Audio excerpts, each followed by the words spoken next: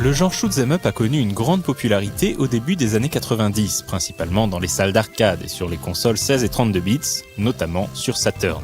Connu au Japon sous le nom Kaitei Daisenso, que l'on peut traduire par la Grande Guerre des fonds marins, In the Hunt fait partie de ces jeux qui ont connu une première carrière en arcade avant de rejoindre le confort des salons. Et à l'inverse de beaucoup de ses confrères, le jeu d'Irem ne s'envole pas vers les étoiles, mais propose au contraire de plonger dans les profondeurs marines.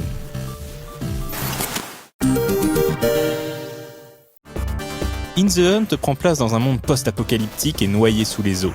En s'emparant de machines de guerre à forte puissance magnétique, l'organisation despotique The Dark Anarchy Society a fait fondre les calottes polaires, inondant peu à peu les continents de la planète.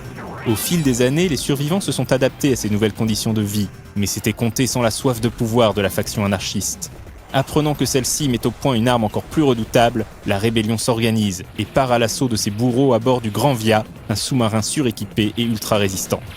Bien qu'il soit plus lent et moins trépidant que la plupart de ses confrères, In the Hunt est un titre qui demande pas mal de réflexes et de concentration. L'action se déroulant sous l'eau, les environnements sont en général assez étroits, et il n'est pas rare de devoir se faufiler à travers de petites cavités et parmi de nombreux obstacles, tout en évitant les projectiles adverses. Heureusement, le submersible est équipé de torpilles pour répondre aux assauts ennemis, et peut compter sur des armes de plus en plus efficaces au fil de la progression. En plus de nettoyer les grands fonds, le sous-marin peut remonter à la surface et tirer des missiles pour repousser toute attaque aérienne. L'intérêt du jeu, au-delà de son ambiance visuelle, réside dans ce danger qui peut survenir aussi bien du ciel que des profondeurs marines.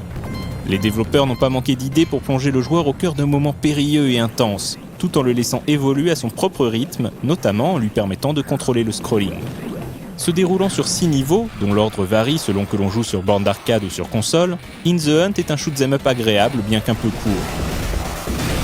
Outre son action sur 2 plans, il se démarque par une excellente réalisation visuelle. Qu'il s'agisse des décors ou des éléments en mouvement, les graphismes fourmillent de détails et le jeu n'est jamais avare en effets spectaculaires. Les explosions sont légion et les boss ne sont pas en reste, avec de très gros sprites.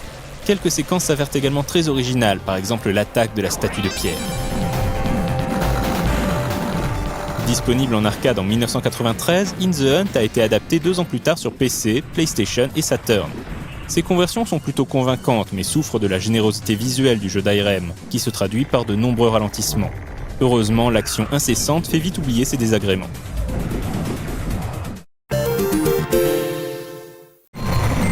Prenant, bien dosé et souvent spectaculaire, In the Hunt est un digne représentant de l'ère 2D. L'équipe de développement, après avoir fait ses armes sur ce titre, quittera Irem pour fonder un nouveau studio, Nazca. C'est sous le nom Nazca qu'ils créeront une série devenue légendaire, Metal Slug. La filiation esthétique est indéniable entre les 2 titres, et d'ailleurs au Brésil et dans certaines parties du Mexique, des versions pirates de In the Hunt seront vendues en tant qu'épisode de la saga Metal Slug. Assez méconnu, In the Hunt est un titre qui mérite d'être redécouvert, ne serait-ce que pour son cadre inhabituel. Ce n'est pas tous les jours que le joueur se retrouve à bord d'un sous-marin, a fortiori dans un shoot'em up.